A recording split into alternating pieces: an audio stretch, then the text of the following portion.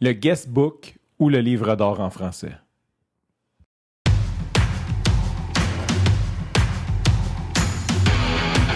Il aime le code. Il faut que la communication soit codée, mais de façon claire et transparente. La rigidité, c'est pas pour lui. Mon nom est Francis Parent-Valquette et vous écoutez le Sandro Show. Mais le plus important, c'est qu'il est bélier. Hier, je t'ai parlé que je suis allé au mariage de mon ami Dave Ross et quelque chose qu'il y avait sur la table, ou je ne sais pas comment appeler ça, quand tu arrives, un guéridon, une armoire, peu importe, il y a toujours une petite table haute où tu peux déposer tes enveloppes avec les cadeaux.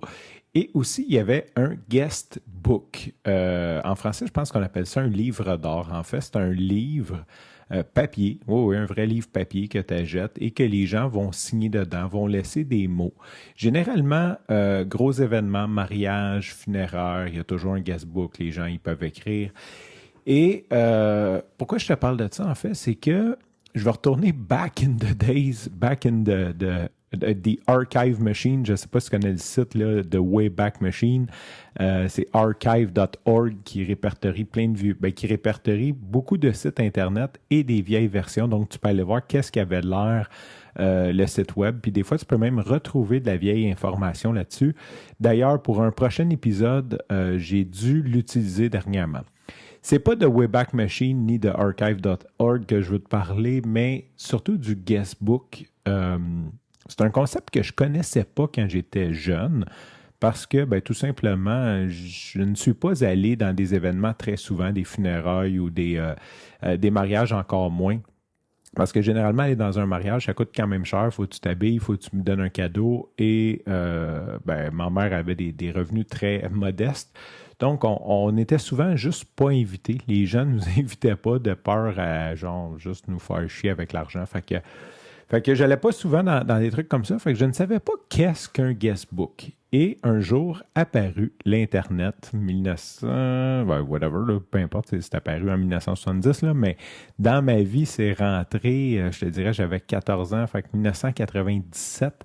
En fait, c'était un de mes amis, Gordon, qui avait son nom de famille, c'était Desjardins, mais on l'appelait Gordon, que sa mère avait un ordinateur prêté par la job, puis elle avait accès à Internet. Là. C'était comme, wow, fou raide, on peut accéder à Internet, et on savait absolument pas quoi faire là-dessus.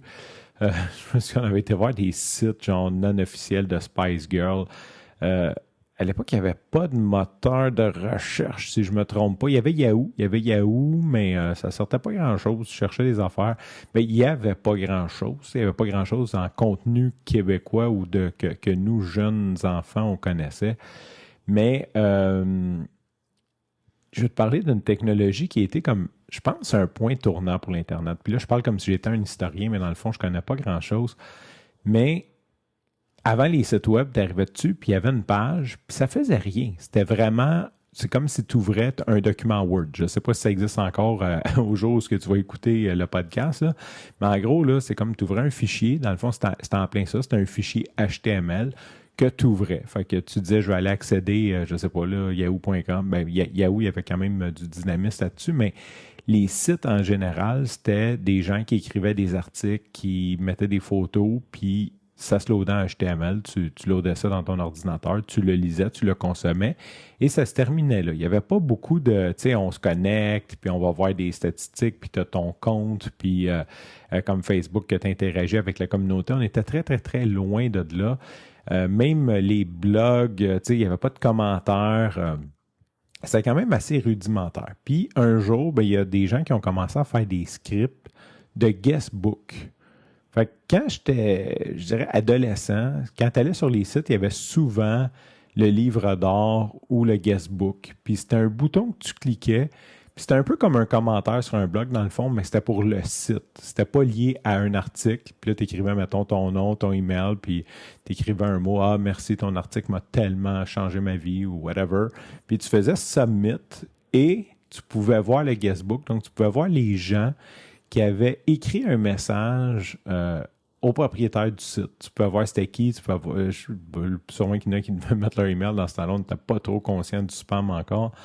Puis tu peux avoir comme plein de... Tu peux avoir tous les messages que les gens ont laissés. C'est comme un espèce de système de commentaires, mais ça s'appelait le guest book.